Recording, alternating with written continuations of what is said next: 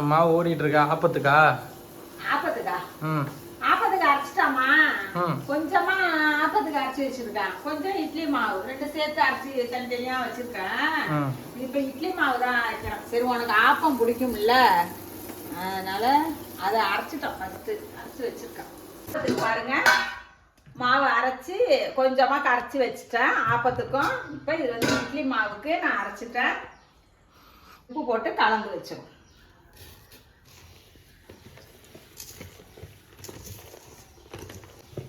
ஒரு கட்டன் சாயா கிடைக்குமா?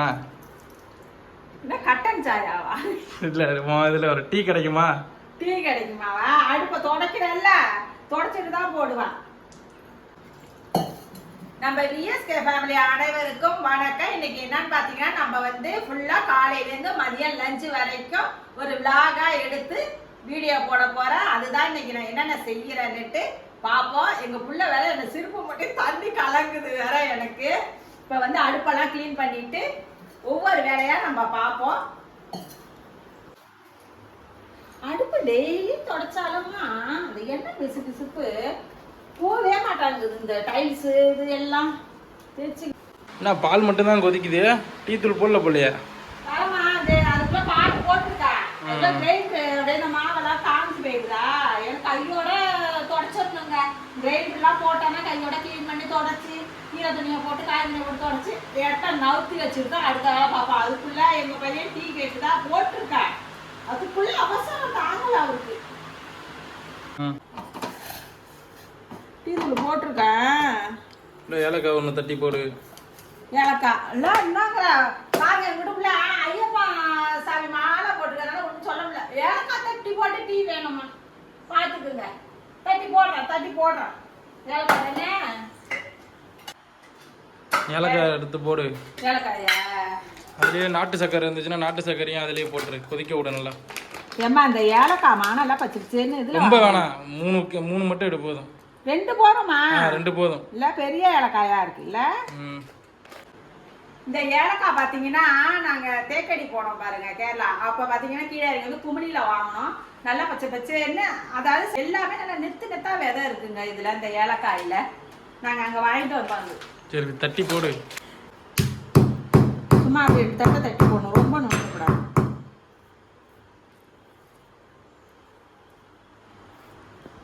அப்படியே நாட்டு சர்க்கரையும் போட்டுரு. டீ ரெடி போலையா? ரெடி டீ சூப்பரா. ஏலக்காய் வெல்லம், அது என்னது நாட்டு சக்கரை போட்ட டீ.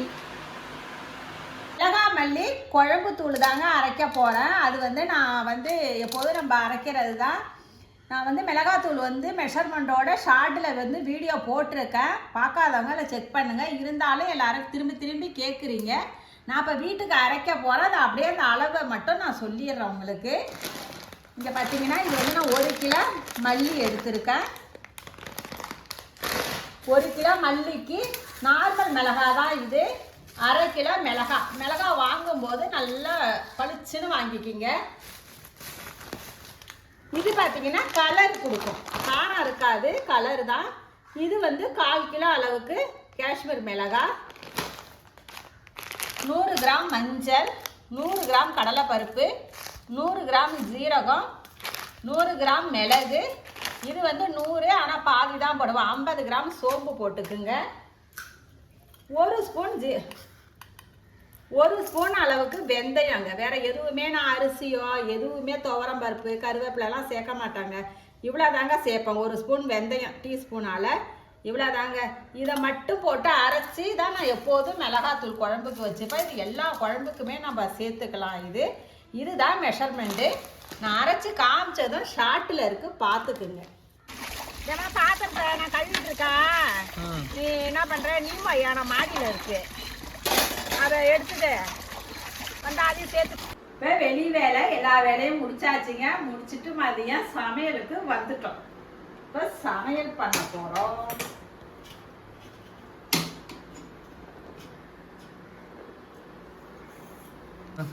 இது எவ்வளோமா அந்த வாழைக்காய்? 40 ரூபா. சரி 30 ரூபா. 30 ரூபா. ஒரு வாழைக்காய் அப்பனா 2 வாழைக்காய் 15 ரூபாயா? பாருங்க, இது 4 வாழைக்காய் 30 ரூபாயா. இது உங்கள் ஊரில் எப்படின்னு தெரியல. ஆனால் இங்கே நான் கூட ஒன்று கூட வாங்கியிருப்பேன். எங்கள் விட்டு பையன் போச்சு. பீன்ஸ் வாங்கிட்டு இருக்கியா? இதாங்கயா கேரட்டு போட்டு, ஏன்னா வாழைக்காய் கொண்டக்கடலை போட்டு புளிக்குழம்பு வச்சுட்டு பீன்ஸு கேரட்டு பொரியல் பண்ணிடுவோம். நீ கேட்டீங்களா? கொஞ்சம் தயிர் சாதம் செஞ்சு கொடுத்துறேன். கொஞ்சமா வாழைக்காவும் வருது. தயிர் சாதத்துக்கா வாழைக்காய் அப்புறம் புளிக்குழம்பு வறுவலுமா?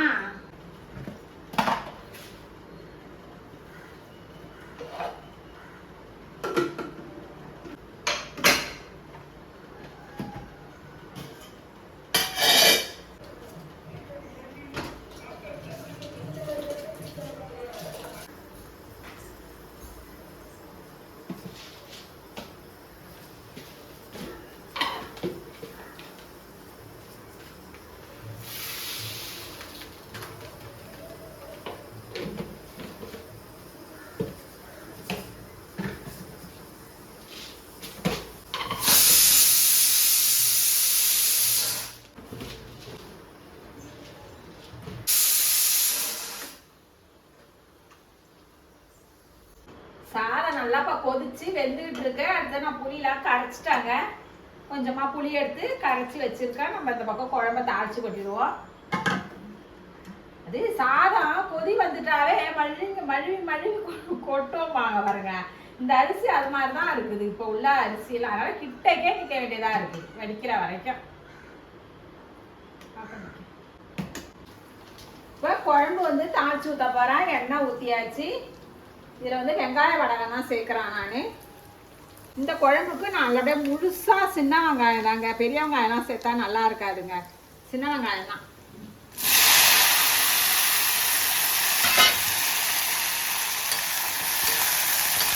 வாழைக்காய் வறுத்துக்கிட்டு இருக்கேன் எங்கள் பையன் கேட்டதால. ஏன்னா காரக்குழம்புக்கு போய் வாழைக்காய் வறுக்குறீங்கன்னு நினைக்காதீங்க. எங்கள் பிள்ளைக்கு வந்து தயிர் சாதம் வேணுமா, அதுக்கு வாழைக்காய். நல்லா வெங்காயம் சுருளாக வதங்கணுங்க. அப்போதான் குழம்பு வாசனையாக இருக்கும். இதுக்கு ஒரு தக்காளியை நான் எடுத்து அப்படியே பெரிய பீஸாகவே கட் பண்ணி போட்டிருக்கேன். இது நல்லா கொஞ்சம் சுருளாக வதங்கி வரட்டும். இது வந்து இந்த புளிக்குழம்புக்கு வந்து கொண்டக்கடலைக்கு பார்த்தீங்கன்னா முருங்கைக்காய் போட்டு வச்சா சூப்பராக இருக்கும். ஏன்டா நீங்கள் முருங்கைக்காய் இல்லைங்கிறதுனால நான் வாழைக்காய் போட்டு வைக்கிறேன். உங்கள்கிட்ட முருங்கைக்காய் இருந்ததுன்னா சேர்த்து வச்சு பாருங்களேன், சூப்பராக இருக்கும். இப்போ நான் வந்து எப்போதும் போல் புளி கொஞ்சம் எடுத்து கரைச்சி விட்டு குழம்பு நான் எப்படி கூட்டி தாங்க செய்வேன். இதுலேயே மிளகாத்தூள்லாம் போட்டு வதக்க மாட்டேன். நான் எப்படி குழம்பு கூட்டி கிராமத்தில் எப்படி வைப்போமோ அது மாதிரி தாங்க நான் வைக்கிறேன். இப்போ இதை நான் வரைக்கும் நல்லா வதங்கிட்டு பாருங்க. இந்த அளவுக்கு வதங்கணும். இப்போ நம்ம வந்து கரைச்சி வச்ச குழம்ப சேர்த்துருவோம்.